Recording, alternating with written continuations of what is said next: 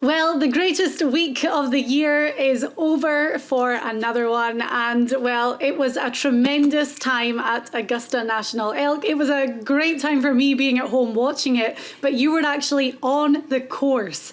How did it feel, especially with all the buzz surrounding Tiger being back in action? It was definitely different going as a fan. I had a lot of people, the best thing about going to Augusta is going with someone that's never been there, because you finish up walking down the 10th hole and showing them where Bubba Watson was in the trees and hooked it around the corner, or you see where Bernard Langer made a long putt, or Ray Floyd did this and that.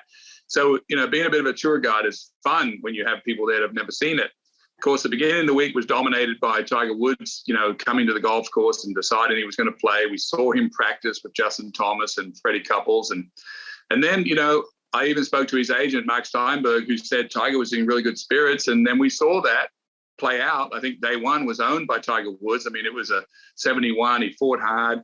And, as the week went on, it was becoming very apparent that, Scotty Scheffler, the hottest player in the world, was going to hang around.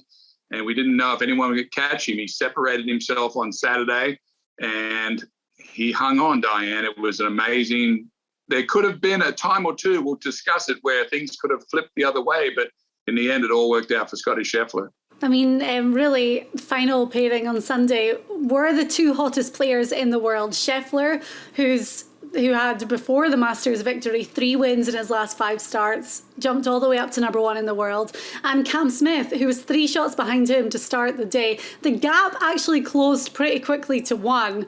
Then it widened again, but, Cam Smith just winning the Players' Championship too. So really, if you could have handpicked the 2 guys, not taking Tiger into the equation, that you wanted to see go head to head, I would have loved it to be a little bit closer. But when Cam put it in the water on 12, that's when it was kind of game over for him. Yeah, and in some regard, they're both identical players. Style of play. They're both not the straightest hitters, although they're both having tremendous years, but they're both superior chippers and putters. Cam Smith, what he was doing at the Players' Championship with a wedge, he did it again at Augusta, the way he putts. But Scotty Scheffler, Diane, I mean, I was telling Sam yesterday, we got to the 7th hole and he was 2 under, and I was thinking, missed the fairway at 1, over the green, made par, hooked it on 2, made par. 3, he way left, chunked it short, and then hold that shot. Got up and down at 4, played 5 very well. Not a great shot at 6, and then a great shot at 7. So 2 under through 7 felt like he could have been 2 over. And as you said, the whole thing could have flipped. Cam Smith, of course, got off to a great start, birdied 1 and 2. I don't like the driver play on 3 anyway. I don't care what day it is, because you're down below and you've got to pitch up, and the lies are a little dodgy down there. And look, Scotty Scheffler, he got a great break. I think where things started to settle for him was the 5th. He got up and down at 4, Scotty, that is, and then hit a good drive. He'd been hooking the ball since the 18th hole on Saturday, hooked it at 1, hit a good drive at 2, but hooked it at 3. And then 5, he hit a good shot, but then he hit a long iron, like a 5 iron, in the middle of the 5th green, the hardest green to hit on the whole course. And I said to Sam, well, there you go. Maybe that's what settled him down. Yeah. Just amazing. And now we're talking about the fact he's had 4 wins in his last 6 starts. Obviously now winning a major with that green jacket, number 1 in the world. I mean, he even said that he broke down and cried on Sunday morning because he felt overwhelmed by it all and didn't think that he was ready. And his wife had to really kind of calm him down. What's next for Scheffler? I mean, surely he has to take a little bit of time to go home and try to begin to process all of this. Yeah, and I think what happened to him with his wife on that Sunday morning, where he cried and said he didn't know if he was prepared, I think she gave him the best advice, which I read, that she said, well, you're in God's hands, and he's going to lead you around. If he wants you to win, he'll do it. And it just maybe settled him down. But I've been in exactly those shoes. Sometimes you get so overwhelmed. He's been in the last group for the last 3 days that he's literally under a microscope. Every camera is on him. And you do feel so much pressure that you don't know if it's going to work out for you. You don't know if you're going to collapse out there, or things are just going to keep going along. There was, as you said, going back to what's next for Scheffler. he has a lot of big events. His favorite course is Southern Hills, where they're playing the PGA. We're going to St Andrews. All these courses, of course, suit a guy that can pitch the ball and putt so well.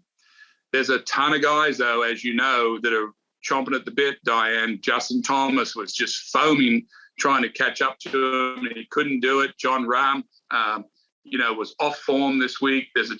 Cam Smith wants to be in there. So it's a fun time to be watching these guys. And then we had talked at the start of the week about the importance of a veteran caddy and having Ted Scott on the bag, who had won 2 Masters with Bubba Watson. And obviously, they started working together just before Scotty's debut win in Phoenix. What a fantastic combination, and a lot of credit has to be given to him as well. Yeah, Ted Scott, obviously, from his experience for caddying for Bubba Watson, obviously his strength has to be keeping his player calm, because he had that with Bubba, who was a very emotional player. But it seemed to me that they just have a real nice, calm way about they go about their business, and it doesn't seem like there's a lot of talking between the two. I think just Ted gives Scotty a lot of confidence, knowing that whatever's going to be needed, he is sitting right there for him. Mm-hmm. And they love the little fist pump on the green when they make the putts. That's what I like to see. Right, let's go back to Tiger, because he obviously didn't finish the way that he would have hoped to finish at the Masters. I think everyone can agree that it was utterly incredible that he came back, that he made the cut, that he played 4 rounds. He looked in pain when he finished on Sunday. But maybe the pain was to do with his performance on the greens. What do you make of what we saw from Tiger, especially at the weekend? Well, we talked about at the beginning of the week last week that we didn't think that anyone could win at Augusta that didn't have any experience on the greens. We talked about the hottest player, maybe other than Scheffler, was Sam Burns, and I didn't have him missing the cut, but I didn't think he could win because it's the first time he'd ever seen Augusta. And of course, Tiger Woods, probably the best putter of anyone that's ever putted at Augusta, has been away from the game for over a year. And the funniest thing, Diane, is these putter let him down at Augusta. And I think he said it, I think in one of his interviews on Saturday, he wasn't used to reading break. He's been at home in Florida where there's no break. And all of a sudden he realized, wow, this is a 10-foot break, and he could not get his feel, could not get his touch. And of course, even the greatest putter there is and knows the greens better than anyone couldn't do anything on the green. So to me, that just reiterates exactly what we've been saying. You've got to be the master on the greens at Augusta. It's not a bomber's course. It's all strategy, and it's all chipping the ball correctly when you get out of position and holding those putts. Scheffler and Cam Smith were making 5-6 footers. It's beautiful. Yeah. So what do you think is next for Tiger? Do you think Tiger is going to be, a major player only from now on? I mean, PGA coming up next at Southern Hills, as you said. He's already stated that he's going to play in the Open in July at St Andrews, but do you think he's just going to save it for the majors and that's it? I don't know. Of course, we never know with Tiger, but it's good that he was able to walk the hardest course for 4 days. His swing is fine. He'll get his puttings back, and I think we're going to see Tiger in contention this summer. Mm-hmm. Maybe one event before he goes over to play at St Andrews would be nice to see him, at least one, and he may be thinking that way too. But I thought he's so fit and so strong. It's just the one area that he's worried about, and it doesn't really affect his swing. His right leg, he could tell us if it wasn't true, but his right leg problem doesn't affect his swing. Mm-hmm. It's more in the walking. So St Andrews, as you know, is going to be a piece of cake compared to Augusta. So maybe the fatigue won't be there. Okay, and then one more talking point really came yesterday when Rory Mcilroy gave it a good crack and finished runner-up. The chip in on 18 was magical, but he had a fantastic day, and the gap was just a little bit too big. But for a while, there was a glimmer of hope. I think there was a glimmer of hope. The TV was wanting to be a glimmer of hope, and so was Rory, and I think so all of us were. Rory could have helped himself a little bit more. He missed the fairway at 14, 15, 17, and 18, and he played those holes 1 under. So if he hits the fairway at 15,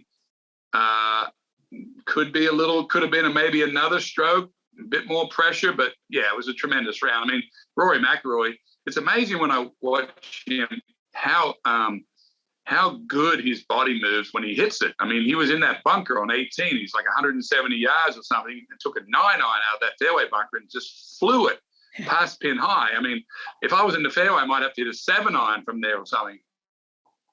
Just amazing how he, and of course we all know that he plays. It's just he's got to get started better, Diane. He's got to get that kind of looseness. You know, he's like one of these singers that when you watch American Idol and the coaches say, you've got to let it out, you've got to let it out more. You got to get going earlier. You can't just wait till the end to do it. I was watching American Idol last night, Diane, one of my favorite shows, and they were saying that. And I was thinking, that's what Rory needs. He needs to listen to the coaches on American Idol. Or he does it the other way, where he starts off hot, and then we've seen him have that horrible final day collapse around Augusta National. So, and we all love Rory and obviously want him to get that career Grand Slam. But the tournament was Scheffler's, and let's go back to the turning point in the round, I guess, where it really became very clear that the green jacket was Scheffler's to take. Yeah, and that was a very particular place on that golf course, Diane. It was hole number 11, where all week the west wind, I had my chair out there on Diane on Friday, sat it for 5 hours on the 12th tee, and the wind was coming around 12 and straight into the players on 11, and it was just carnage. I saw Sergio Garcia chip it in the water from just off the side of the green. 2 or 3 other players, it was just carnage. And we saw Cam Smith hit it in the trees on number 10, chip out, and then hit the most incredible shot up, made bogey, but so did Scheffler. On 11, we all anticipate what Amen Corner is going to bring, but then Cam Smith birdied the 11th hole, the hardest hole at Augusta National, walked straight over to the 12th tee, and I told my son Sam, I said, I hope that he's not so pumped up that he's going to try to take on this right flag, because we all know, and you've seen my drawings, Diane, and Jack Nicklaus has been saying it, and so has Ben Hogan, don't hit at that right pin. Go over the bunker, so if you miss short, it's in the sand. And Cam, from a technical standpoint, he dived his head into that on the downswing, and he dug it and pushed it out to the right, and basically that was the end of it, triple bogey. And then it was Scheffler was pretty much just a walk in from there. There was still pressure, of course, but that was it. All right, so a green jacket for Scottie Scheffler, who will have his place stamped in history around Augusta National. And we're going to obviously see him there every year going forward. The Champions Dinner will be his menu next year. And I'm sure we're going to see some typical Texan fare. Right, what did you think about that? What did you think about that walk that Scottie and his wife made from the 18th green over to scoring? If I told you that I cried, I'm sure you would not be surprised. I mean, how could you not? I mean, I had tears in my eyes just thinking that, that was just, you could tell that they were both like in awe of shock of what just happened. And they were so happy to be walking together, and it was great. I thought it was magical. They seem like a perfect couple, and obviously for him to have his family there as well, it's very emotional. Right, well, we're a 3-hour drive from Augusta National to Harbour Town Golf Links this week for the RBC Heritage, and we are going to give you our full tour report with all of our picks.